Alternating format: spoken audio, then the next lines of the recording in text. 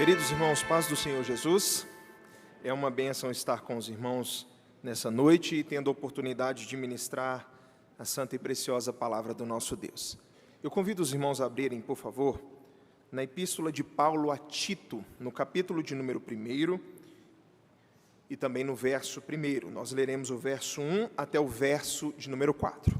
Epístola de Paulo a Tito, no capítulo de número 1, no verso de número 1. Enquanto você abre a sua Bíblia, meus irmãos, é uma bênção, e eu espero que você veja dessa maneira, a bênção de você estar numa igreja que prega não apenas as Escrituras, mas toda a Escritura, toda a Escritura. Reverendo Erickson tem ministrado às quartas-feiras em Efésios, pela parte da manhã e aos domingos tem ministrado em Filipenses. Reverendo Erley tem ministrado aqui em Lamentações.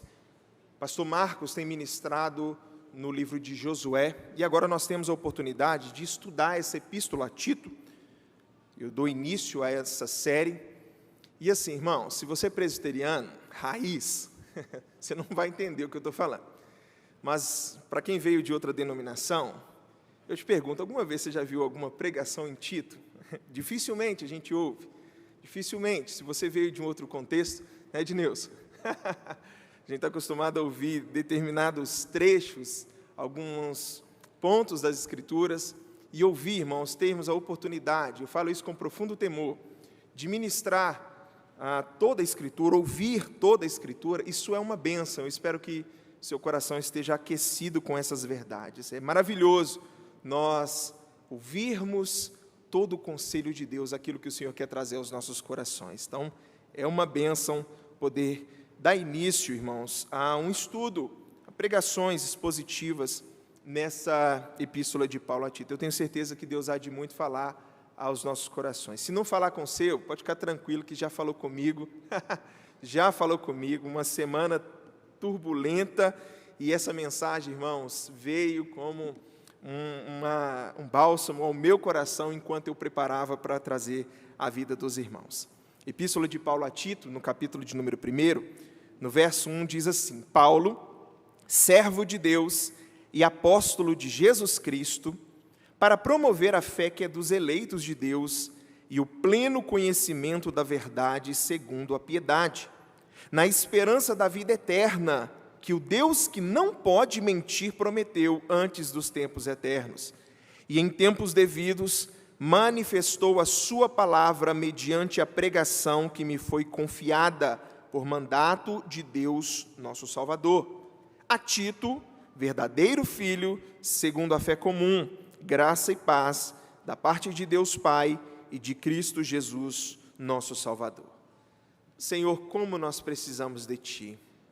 Para que tenhamos compreensão da Tua palavra, necessitamos da ação do Teu Santo Espírito, e eu invoco o Teu santo nome nessa noite, pedindo, ó Deus Pai, que Seu Filho, nosso Senhor Jesus Cristo, seja engrandecido através, Senhor Deus, da exposição da Tua palavra.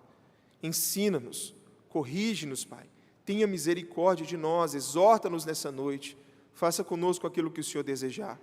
Eu me coloco na dispensação do Senhor, ó Deus, como atalaia para proferir a Tua palavra, e ao Teu povo que escuta, eu peço a Tua bênção, em nome de Jesus, que seja uma palavra de fácil entendimento e de riqueza ao coração de todos que aqui estão. É em Teu nome que assim eu oro, no nome precioso de Jesus. Amém e amém. Meus irmãos, antes de entrar para o seminário, e até mesmo parte do seminário, eu trabalhei como segurança patrimonial. Na verdade, sim, houve uma revolução na minha vida. Sempre trabalhei na área de vendas, era gerente comercial numa empresa de engenharia, e os donos resolveram brigar, fecharam as portas, manda todos os funcionários embora, e no pacote lá estava eu. Irmãos, eu tive até a oportunidade de ministrar, um tempo muito difícil na minha vida, onde, para não passar fome, eu tive que reinventar e fui para uma profissão que não era muito o que eu queria de jeito nenhum, segurança privada. E o local para onde me mandaram, irmãos, me faz arrepiar até hoje, quando eu lembro. Era um condomínio com mais de 2.000 pessoas, e para dar problema, irmãos, era assim, ó, Alguém riscava e já dava problema. Meu primeiro mês que eu estava lá, estava trabalhando na noite com o meu chefe, de repente nos acionaram, olha, está tendo uma confusão lá no pátio, lá em cima. E eu e meu chefe subimos correndo, e quando ali chegamos, irmãos, 2 mulheres brigando, e tapa para cá, e puxa cabelo de cá, uma, irmãos, arrancou um tufo de cabelo da cabeça da outra, que eu nem sabia que saía daquele jeito. Irmãos, e soco, e arranhões, e xinga. Quando eu vi aquilo, irmãos, minha primeira experiência, a se dizer, quando eu vi, eu tomei um susto tão grande, que eu entrei no meio das duas, assim, separando. E aí, irmãos, eu ouvia de lá, assim, o pessoal começou a sair, né, eram condomínios, prédios, o pessoal começou a sair na janela, e dá um grito, bate nela, bate nele, e o ele era eu, no meio das mulheres brigando. Irmãos, eu vendo aquilo e separando, para, por favor, pensa nos seus filhos, e os filhos, todo mundo assistindo. Irmãos, uma cena assim, horrenda, de lembrar, me causa arrepios. Mas no meio daquela situação, os ânimos apaziguados ali, uma sai para lá brigando e o outro, eu percebi que eu estava sozinho. E na hora que eu olhei, o meu chefe estava assim, mais no canto, com uma prancheta na mão e rindo. Eu falei assim, meu Deus. Ele olhou para mim e falou assim, cara, entre risos, assim, você é doido? Eu falei, doido é você me deixar nessa situação sozinho? Rapaz, eu estou ali na peleja, por que você não veio me socorrer? Ele falou assim, Alisson, nós somos segurança do patrimônio. A gente não é polícia, não.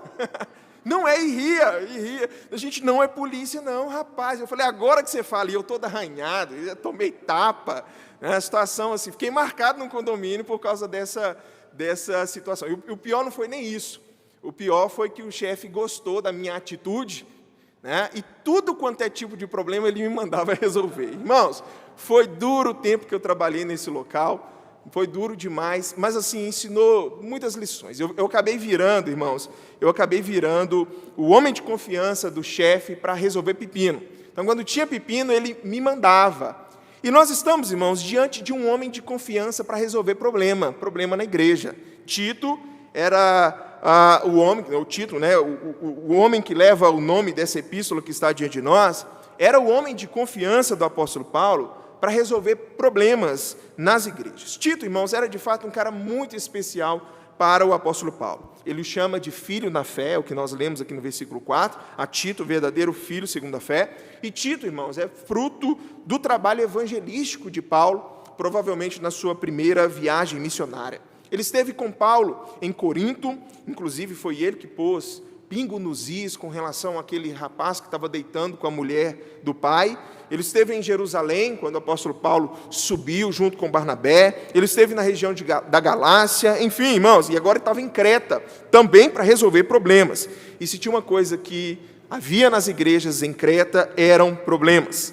Ninguém sabe ao certo, irmãos, quando o evangelho chegou ali naquela ilha, foi pregado naquela ilha. Provavelmente, a comunidade judia, a comunidade cristã que havia ali, surgiu de judeus que estavam no período, irmãos, do Pentecostes, na descida do Espírito Santo, que havia acontecido, aquela descida espetacular, maravilhosa, ouviram a respeito do Evangelho e foram alcançados pelo Senhor. Fato é, irmãos, que a igreja se estabeleceu ali naquela ilha de Creta, mas de maneira, irmãos, muito incipiente, um trabalho embrionário. Paulo esteve em Creta, e quando ele esteve da primeira vez, foi de uma maneira mais rápida, mas ele volta, e quando ele volta, ele ministra, ele prega, e ele está junto com Tito. E aí, ele sai e deixa Tito ali responsável por aquilo que nos diz o versículo 5, na parte A, e eu gostaria que você mantivesse a sua Bíblia aberta, por favor, que no versículo 5, na parte A, diz: por esta causa te deixei em Creta, para que pusesseis em ordem as coisas restantes. Tito estava, irmãos, na ilha de Creta, nas igrejas que ali estavam, com uma intenção: colocar a casa em ordem. A carta de Paulo a Tito, irmãos, e nós estamos introduzindo o assunto, a carta de Paulo a Tito, ela tem dois objetivos gerais. O primeiro deles, irmãos, é de fortalecer a igreja para que ela crescesse saudável e também para fortalecer o próprio Tito. Então, o primeiro era fortalecer a igreja para que ela crescesse saudável e também fortalecer o próprio Tito. O fortalecer a igreja, eu tenho certeza que você entende bem, né? Era uma igreja que estava começando e que ela precisava de instrução, tá? tudo o que o apóstolo escreve aqui, irmãos, ele tem como objetivo esse fortalecimento para a igreja local. Ok, pastor, entendi perfeitamente, mas por que do Tito? Talvez gere dúvida no nosso coração de por que esse homem também precisava ser fortalecido por essa carta que chega do apóstolo Paulo para ele. Irmãos, trabalho em Creta não seria nada fácil. Não seria nada fácil. Os cretenses eram homens maus, idólatras, sincréticos. Inclusive, essa palavra, sincretismo, vem deles. Irmãos, era uma situação assim, medonha que tinha em Creta. O povo misturava religião com uma, então chegava com uma e chegava com a outra, fazia ali a síntese, aquela mistura entre o povo, fusão de diferentes cultos a vários deuses no meio desse povo. Uma das palavras em grego usada para falar de um mentiroso, que era uma das características desse povo, era cretizo, que é justamente de Creta, aqueles que são de Creta, uma referência direta aos moradores daquela ilha, que eram conhecidos, irmãos, mundo afora, como mentirosos.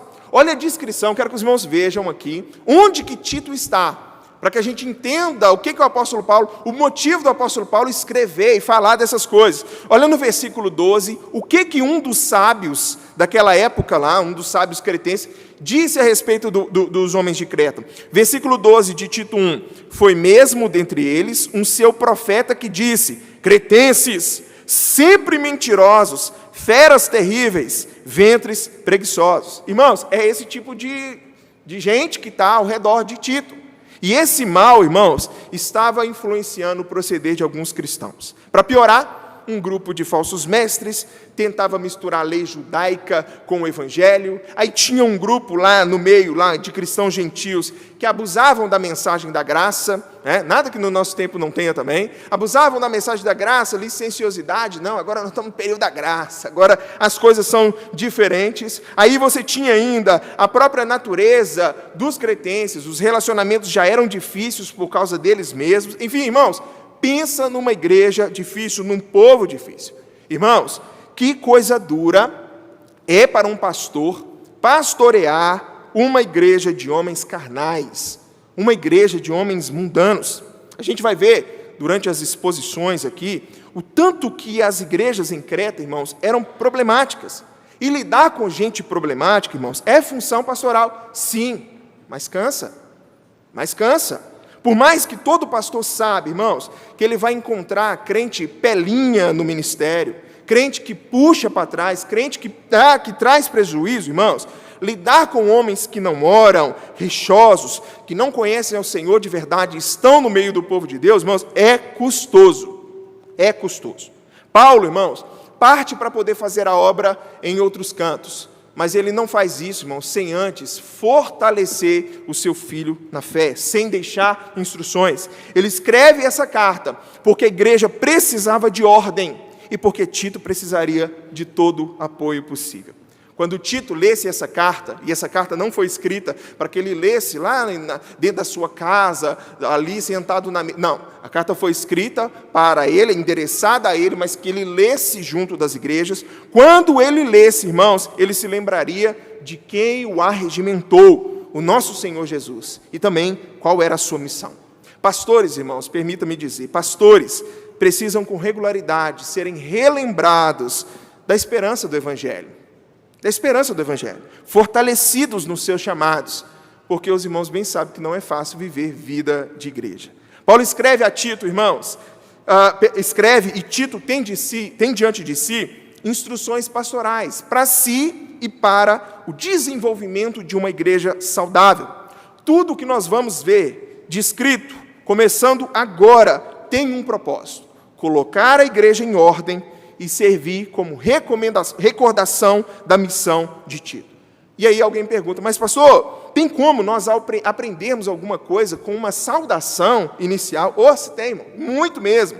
Já nessa introdução aqui da carta, Paulo ensina a Tito, irmãos, 3 coisas que eu gostaria de meditar com os irmãos. Ele fala sobre identidade, ele fala sobre missão e sobre onde está firmada a sua esperança. Eu quero que você acompanhe comigo. A primeira delas é a identidade de Paulo, a maneira como assim ele se apresenta. E em Tito 1, no versículo 1, diz para nós, Paulo, servo de Deus e apóstolo de Jesus Cristo. Paulo aqui, irmão, se identifica de duas formas e uma não exclui a outra. Pelo contrário, elas se complementam. Ele é servo, Paulo é servo de Deus. Essa é a primeira palavra que ele usa. Ele é servo de Deus. Irmãos, há 3 palavras no grego que são usadas para servo. É a palavra mistos, a palavra diáconos e a palavra doulos.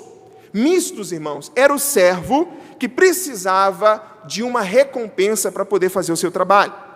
Então ele trabalha ou ajuda, mas ele tem em vista o recebimento, alguma coisa que foi oferecido para ele como pagamento. Essa é a palavra servo, traduzida como servo, que é mistos, mistos. O diáconos já é diferente. O diáconos, a palavra diáconos, ele é um servo voluntário. Ele não precisa, irmãos, de nada financeiro ou qualquer outra sorte para poder motivá-lo. Tudo o que ele faz, irmãos, ele faz de maneira voluntária. Mas a palavra, irmãos, que Paulo usa aqui não é mistos nem diáconos. É uma palavra muito mais profunda. Paulo usa, irmãos, doulos. E doulos, irmãos, remete a um escravo. Alguém que simplesmente não tem vontade própria. Que está ali, irmãos, para cumprir a missão que lhe foi incumbida pelo seu Senhor. Essa palavra, irmãos, usada por Paulo para dizer, mostra para nós aqui, que ele sabia de quem ele era propriedade. Ele sabia que ele já não é mais escravo do pecado, mas todos nós somos escravos de Cristo Jesus.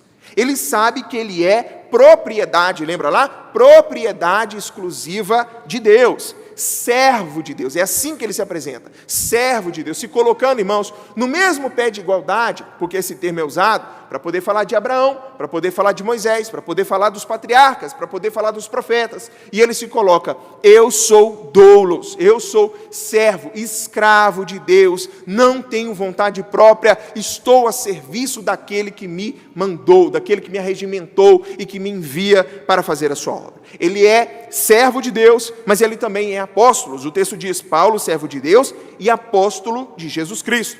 Calvino, irmãos, no seu comentário, ele afirma que há diferentes graus entre os servos de Deus. Diferentes graus entre os servos de Deus. Paulo não está numa classe geral, ele está numa classe bem particular. Paulo ele é apóstolo, irmãos, porque de maneira especial ele foi ensinado e incumbido, irmãos, de uma missão pelo próprio Senhor Jesus Cristo.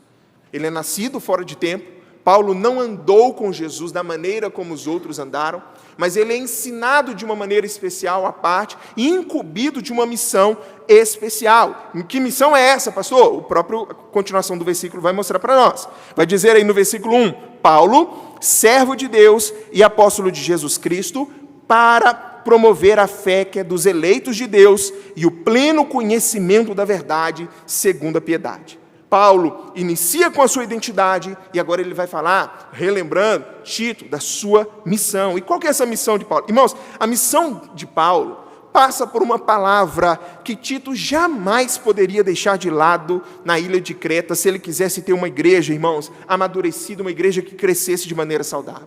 Sabe qual é essa palavra? Pregação. Pregação. Se a missão de Paulo, eu pergunto para os irmãos, se a missão de Paulo é a de promover, ou seja, gerar fé nos corações, qual o meio que Deus nos dá para que isso aconteça? A fé vem pelo... E o ouvir o quê? A pregação da palavra.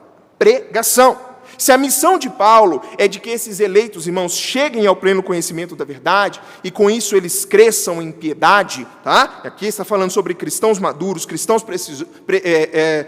piedosos, o que ele precisava fazer? Qual que é um meio, irmãos, que Deus usa para fazer os seus eleitos crescerem no conhecimento? Os irmãos estão percebendo aqui o quão crucial é a pregação da palavra de Deus? Queridos, se nós queremos ver pecadores vindo a Cristo, o meio que Deus nos deu para que eles creiam no Evangelho é a pregação da palavra. Se nós queremos, irmãos, que a igreja cresça de maneira sadia, cresça em graça, em piedade, em comunhão, o que precisa ser feito? Você sabe a resposta. Pregação da palavra. Pregação da palavra de Deus, irmãos, é a coisa mais importante na igreja. A pregação da palavra é a coisa mais importante na igreja. Louvores são maravilhosos, fazem parte do culto a Deus e servem a palavra. A liturgia põe ordem no culto, irmãos, e nós lemos a palavra nesse momento. Nas orações, nós oramos aquilo que a palavra de Deus nos ensina. E agora, irmãos, neste momento de Bíblia aberta, nós mergulhamos de vez na santa palavra por meio da exposição do Evangelho do nosso Senhor. A pregação, irmãos, é o instrumento que Deus usa, e eu gostaria de colocar dois aqui para nós. É o instrumento que Deus usa para converter pecadores. Abra aí, por favor, rapidamente, em Romanos, no capítulo de número 10, versículo de número 14. Romanos, capítulo de número 10, versículo de número 14. Do 14 ao 17, nós temos aqui, irmãos, a demonstração de que a pregação é o meio que o Senhor vai usar para que pecadores sejam convertidos. Venham, eles ouçam o Evangelho e sejam convertidos. Romanos, no capítulo de número 10, no versículo de número 14, nós vamos encontrar, irmãos, a palavra do Senhor, aqui o próprio apóstolo Paulo, quando ministra aos Romanos, dizendo o seguinte, Romanos 10, 14, como, porém, invocarão aquele em que não creram? E como crerão naquele de quem nada ouviram? E como ouvirão se não há quem pregue? E como pregarão se não forem enviados? Como está escrito, quão formosos são os pés dos que anunciam coisas boas. Mas nem todos obedeceram ao Evangelho, pois Isaías diz, Senhor, quem acreditou na pregação, na nossa pregação? Versículo 17, e assim a fé vem pela pregação, e a pregação pela palavra de Cristo. É pela exposição, irmãos, o Espírito Santo convence o homem do pecado, da justiça e do juízo por meio da pregação, da exposição. Ele muda o coração de pedra, por meio da palavra, que quebranta, que humilha, que abre os olhos do pecador. É aqui, irmãos, enquanto estamos, neste momento, ouvindo a palavra, que o Senhor, irmãos, toca no coração daqueles que ainda não tiveram ainda um encontro real com o Senhor. Deus usa da palavra, da pregação da palavra para alcançar corações. A pregação, então, irmãos, é um instrumento que Deus usa para converter pecadores. Mas não só isso. A pregação também, irmãos, é um instrumento que Deus usa para edificar a igreja. Aquilo que nós estamos fazendo neste momento. E aí o texto para base para nós é Efésios, no capítulo de número 4. Efésios, capítulo de número 4, no versículo de número 11. Efésios, capítulo de número 4, versículo de número 11. Do 11 ao 13, nós temos aqui agora falando a respeito da edificação do povo de Deus. A edificação. E o que vai dizer lá? O próprio apóstolo Paulo, ministrando aos Efésios, diz, Efésios 4, versículo de número 11. E ele mesmo concedeu uns para apóstolos, outros para profetas, outros para evangelistas e outros para pastores e mestres. Por quê? Por que ele fez isso? Com vistas ao aperfeiçoamento dos santos, para o desempenho do seu serviço, para a edificação do corpo de Cristo, até que todos cheguemos à unidade da fé e do pleno conhecimento do Filho de Deus, à perfeita varonilidade, à medida da estatura da plenitude de Cristo. Ou seja, irmãos, a palavra não é apenas para os pecadores que estão em nosso meio, os pecadores aqui, irmãos, que não creem ainda em Cristo Jesus, mas também, irmãos, não só para os de fora, mas também para aqueles que estão aqui dentro. O povo de Deus, irmãos, cresce, amadurece, tomando genuíno leite espiritual que vem por meio da pregação da palavra de Deus.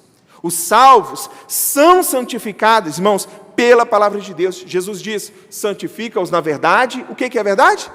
A tua palavra é a verdade. A igreja do Senhor, irmãos, ela olha para o alvo. Essa igreja, irmãos, cresce em amor, fé e esperança, e ela faz isso por meio da exposição fiel da palavra de Deus. A pregação é um instrumento de Deus para uma igreja saudável. Irmãos, olha a exposição que nós tivemos hoje de manhã. Eu não sei se você saiu aqui da maneira como eu saí. Não só pelo tema, eu estou falando explicitamente sobre a exposição da palavra de Deus. Que o reverendo Erickson fez hoje pela parte da manhã, irmãos, incumbido realmente, cheio do Espírito Santo, para poder falar de um tema, e não apenas, irmãos, como vídeo de TikTok, vídeo de Reels, de 1 minuto, 2 minutos, não. houve, irmãos, um olhar para o passado, um olhar para o presente, olha, destrincha quais são os argumentos, quais são os contra-argumentos, olha a exposição. Olha, reverendo Erlen ministrando aqui para nós, irmãos, falando sobre Lamentações. O quanto que Deus tem usado o servo de Deus para poder trazer essa palavra aos nossos corações, irmãos. E saímos daqui quebrantados, falando: Senhor, tem misericórdia no cuidado com os meus filhos, tem misericórdia, Senhor, com relação à minha vida. Exposição fiel da palavra. Pastor Marcos falando aqui, irmãos, sobre Josué, a conquista da terra, como o povo, irmãos, procedeu do outro lado. Todas essas exposições nos faz crescer, nos faz amadurecer na nossa fé.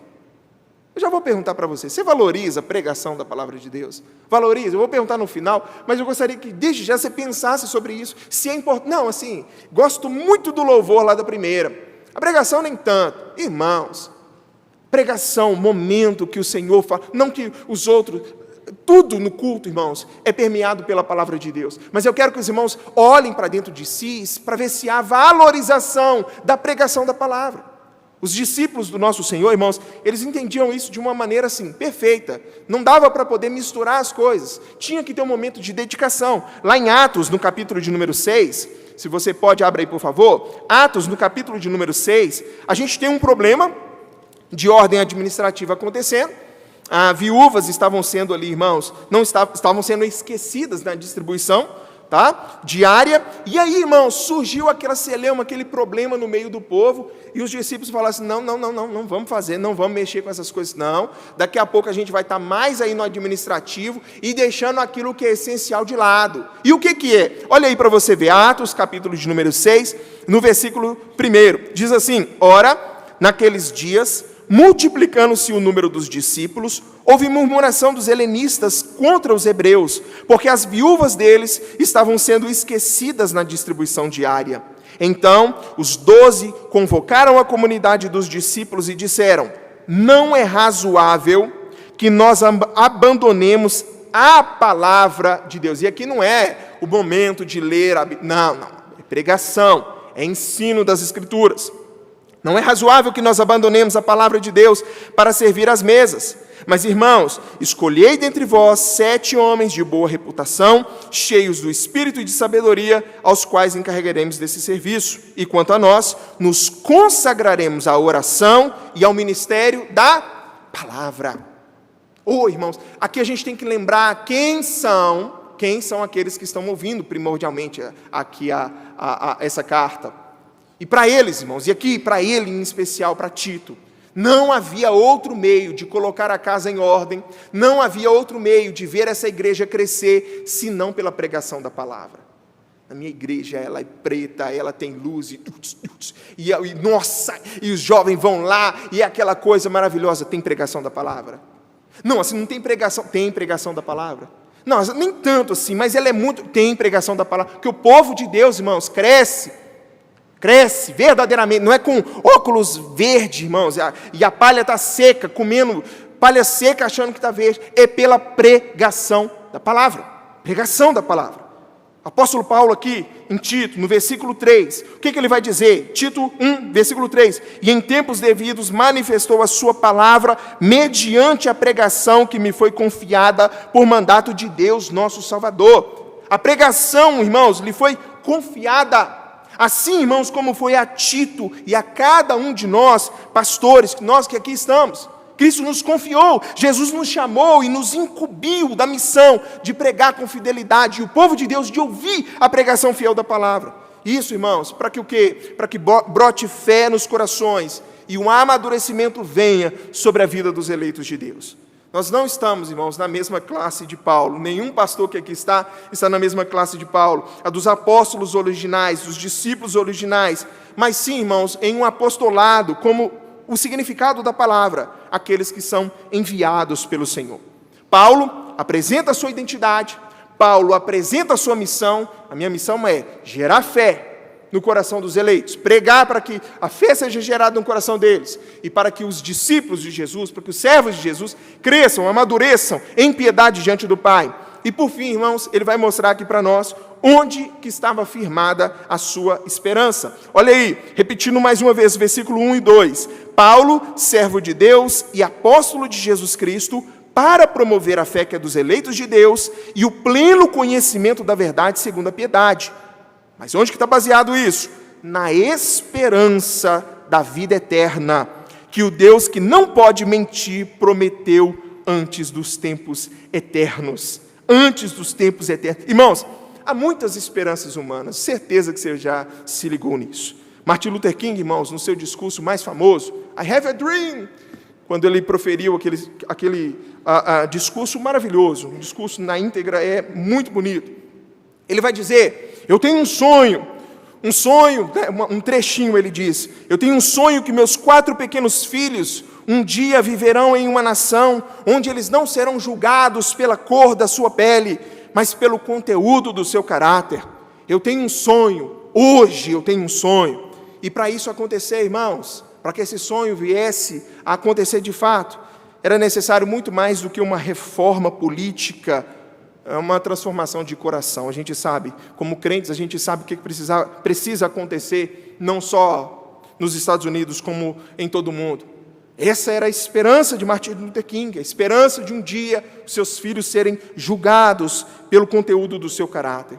Alguns dizem, irmãos, ter esperança na humanidade, e talvez você já viu isso, principalmente nos vídeos de internet. Alguém salva um cachorrinho que está afogando, e alguém chega e fala assim, ainda acredito na humanidade.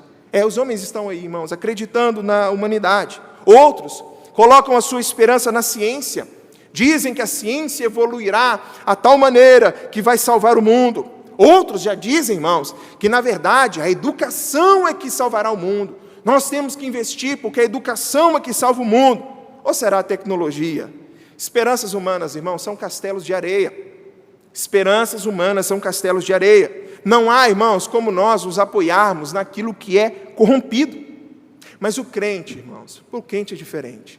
O crente tem uma esperança, irmãos, que não está firmada em homens. O crente tem uma esperança que não está firmada no que os homens falam, no que os homens produzem, no que eles pensam. A nossa esperança, irmãos, não é temporária, não é para uma era, mas é eterna. Eterna, para sempre. Paulo diz a Tito, irmãos, e a cada um de nós que aqui estamos nessa noite, que o cristão, irmãos, ele vive pela esperança da vida eterna, e que essa esperança, irmãos, não está baseada no que um homem disse, mas naquilo que o próprio Deus prometeu. Irmãos, essa palavra, talvez para nós, não tem o mesmo peso que teve, irmãos, para aqueles ouvintes originais. Eu quero lembrar os irmãos que essa carta é direcionada a Tito, a igreja que estava ali em Creta, mas ela também é para nós, é para o nosso conhecimento, para o nosso proveito. Nós tiramos proveito de tudo que está escrito neste lugar, aqui nessa carta. Mas, irmão, a gente precisa lembrar que ela tem um alvo certo. Ela é direcionada a Tito e os problemas que estavam ali, acontecendo ali em Creta. Tá? Podemos nos apropriar dessas verdades. Mas, irmãos, eu fico pensando no quão significativa essa palavra era. Principalmente, irmãos, para aquele povo que tinha aquele tipo de fama, que tinha um punhado de deuses, irmãos, e misturava religião com religião, e eram homens conhecidos por serem mentirosos, e eram homens, irmãos, conhecidos pelas piores coisas, e de repente o apóstolo Paulo chega e fala assim, olha, o Deus que não pode mentir, prometeu antes dos tempos eternos, o Deus que você serve é um Deus que não mente, que não falha, que não muda. Esse Deus extraordinário, irmãos, prometeu a cada um deles, irmãos, sabe o quê? Vida eterna.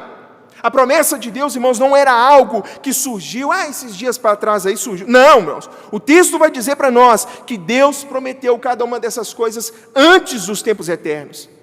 Eu pergunto se os irmãos têm dimensão do quão magnífica essa promessa de Deus é. Antes que o haja saísse da boca de Deus, irmãos, antes que Deus disse, haja luz, antes que Deus criasse a terra, que Deus criasse todas essas coisas, Deus já havia prometido a cada um de nós a vida eterna. Para os cretenses, estavam acostumados com a mentira, rodeados de mentira, essas palavras, irmãos, devem ter servido como um sopro de alegria e verdadeira esperança, irmãos, porque quem prometeu é fiel para cumprir, é o nosso Senhor. Se Ele prometeu, Ele é fiel para cumprir. E eu quero concluir, irmãos, pensando em quanto essas palavras devem ter mexido, tanto com Tito quanto os irmãos em Creta. Tito é lembrado, irmãos, que o servo do Senhor é doulos, que o servo do Senhor, ele é escravo da perfeita vontade de Deus. Quem mexe as peças, irmãos, não é homem, é o Senhor. E o escravo do Senhor, ele vai para onde o Senhor mandar. Eu sei que é ruim, né? Talvez por isso não há essa tradução. A gente fala de escravo, a gente já pensa da pior maneira. Não, irmãos, o crente, ele deixa de ser escravo do pecado para ser escravo de Cristo. E isso, Selma, é a melhor das notícias para nós. Somos servos, amados, filhos, amigos. Tantos adjetivos que o Senhor vai usar, irmãos, para poder se referir a cada um de nós. Somos servos do Senhor. Aqui, o povo, lá em Creta, está ouvindo, e eles estão felizes ao ouvir, irmãos, que Tito está feliz aqui de ouvir que ele é doulos, que ele é chamado para pregar a santa palavra. Por meio dela, os pecadores, irmãos, seriam convertidos. Por meio da pregação da palavra, os pecadores da ilha seriam convertidos e a igreja seria edificada. E que esses que já estavam em Cristo e aqueles que ainda viriam a se converter, irmãos, tenham uma esperança imbatível, infalível, proferida pelo próprio Deus. Pensando em tudo isso, irmãos, tudo isso, em tudo que o apóstolo ensina nessa introdução tão rica que está aqui diante de nós, eu gostaria de trazer algumas aplicações para que você pensasse a respeito da sua vida de acordo com o texto que está diante de nós. Olhamos o significado daquilo que era para os leitores originais, mas eu gostaria de trazer para nós aqui no século 21. A primeira das perguntas, e eu gostaria de trazer essas aplicações por meio de perguntas. A pergunta é: quem é você? Quem é você? E no momento que eu te faço essa pergunta, irmãos, o que é que você pensa como resposta? Eu sou um empresário, casado com fulano, pai de ciclano, filho de Beltrano. Fizeram essa pergunta, irmãos, para uma jovem atriz, queria protagonizar uma novela, e perguntaram para ela assim, falou o nome dela, falou assim, quem é você? E aí, irmãos, de imediato ela falou assim, eu sou alguém de gênero fluido, eu sou alguém que eu gosto de amar quem me ama, sendo homem ou mulher, eu gosto quando eles fazem isso e aquilo outro.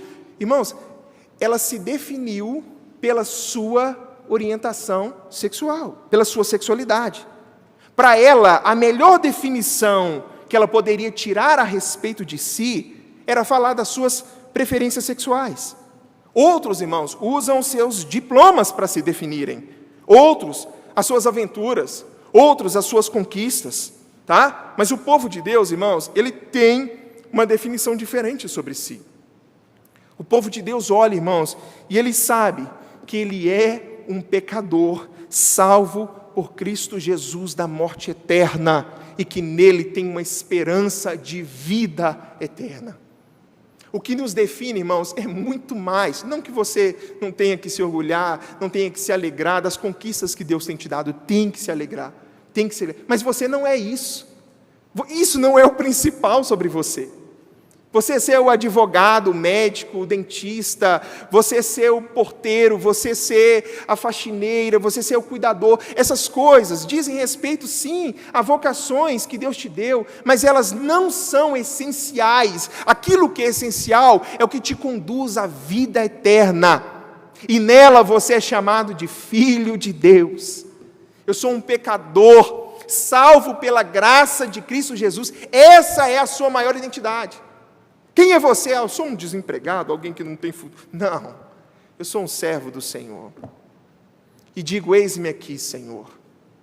Quem é você? Não, eu sou alguém que coloca a minha esperança, e a minha alegria. Não. Eu sou alguém que, mesmo cheio de pecado, foi amado por um Cristo. Foi amado pelo Filho de Deus que se entregou, que morreu numa cruz, que ressuscitou ao terceiro dia e me deu a promessa da vida eterna. No Senhor eu tenho esperança. Reverendo Erickson, quando me mandou uma mensagem, quando conversávamos ano passado, quando me fez o convite para vir trabalhar, pastor, eu gostaria que o senhor trabalhasse com a UPA. Irmãos, não teve outra coisa que passou na minha mente, e os adolescentes que estão aqui sabem disso, os pais também, que esse ano, irmãos, é voltado inteiro para nós falarmos a respeito da nossa identidade em Cristo Jesus. Fizemos o retiro sobre isso, temos feito os PGs voltado a respeito disso, olhando, irmãos, aquilo que acho que principalmente a nossa geração perdeu. A gente se define, irmãos, por muitas coisas, deixando às vezes Cristo de lado, quando Cristo é o centro da nossa existência, o centro da nossa vida. A primeira coisa que dizem, que tem que vir no seu coração, quando perguntarem, quem é você? Eu sou um servo do Senhor. Eu sou alguém alcançado pela graça. Eu pergunto, você sabe qual que é a sua identidade? Sabe qual é a sua identidade? Segundo, você sabe qual que é a sua missão? Sabe qual que é a sua missão? Os dons e talentos que Deus te deu. Pastor, tinha pensado nisso não. Sabe por que o Senhor te chamou? O que o Senhor requer de você? Irmãos, tem algo no apóstolo Paulo maravilhoso, é a convicção que ele tem daquilo que Deus chamou ele para poder fazer, da sua missão, do como que ele iria honrar o Senhor, daquilo que primordialmente é a sua missão. E nós temos, irmãos, às vezes pessoas que são já velhas de igreja, e que não sabem para o que foram chamadas, que não entendem qual são as prioridades das suas vidas, qual é a missão principal. Apóstolo Paulo sabia, Tito sabia, pregar a palavra para que gerasse fé nos corações, para que os eleitos de Deus crescessem em piedade diante do Pai. Mais uma vez eu cito, estou falando sobre pregação, você valoriza a pregação? A missão daqueles, irmãos, que são responsáveis pela pregação da palavra do Senhor? Uma pergunta que eu deixo para você meditar sobre isso. Primeiro, quem é você, a sua identidade. Segundo, qual que é a sua missão? E terceiro, irmãos, por fim, onde é que está firmada a sua esperança? Onde é que está firmada a sua esperança? A minha esperança está no meu pai. Graças a Deus ele tem dinheiro, vai me dar um futuro bom. Sou herdeiro. Esperança boa, né? A minha esperança está no meu marido, na minha esposa, que vem de família boa, vai me dar um futuro bom. As minhas esperanças estão firmadas nas minhas finanças, na minha conta gorda que eu tenho no banco. As minhas esperanças estão na minha inteligência, porque eu acredito em mim mesmo. Tudo castelo de areia. Tudo castelo de areia. O dinheiro acaba, a empresa quebra, a família se desestrutura, maridos e esposas falham, a saúde vai embora. Mas o crente que confia no Senhor, irmãos, tem uma esperança inabalável. Esperanças, irmãos, que ninguém pode tirar de nós. Não é partido político, não é ação, não é Illuminati, não é isso ou aquilo outro. A nossa esperança está no Senhor, que nos prometeu a vida eterna. Eu saio daqui, irmão, assim, satisfeito no meu coração, se você entendeu isso. Eu sou alguém firmado, alguém que tem esperança, que tem uma expectativa. Ninguém, lá no pastor da sua igreja, lá naquilo que ele falou, não. No Deus que prometeu e que é fiel e que não é homem para mentir, e se Ele prometeu, Ele vai cumprir aquilo que Ele disse. Essa é a esperança do cristão. Essa é a esperança que precisava inundar o coração de Tito para trabalhar com aquele povo custoso, e tudo isso, irmãos, na introdução dessa carta. Tito, pregação para você fortalecer o que nós estamos fazendo aqui hoje, fortalecer a fé, a esperança, o amor do povo de Deus. 3 pontos que o apóstolo Paulo gostava de citar: fé, amor e esperança. E é o que de fato, irmãos, eu espero que inunde o seu coração, mas que você responda. Você sabe qual que é a sua identidade? Você sabe qual é a sua missão? E a pergunta, onde é que está firmada a sua esperança? Fique sobre os seus pés, eu quero orar com você nessa noite.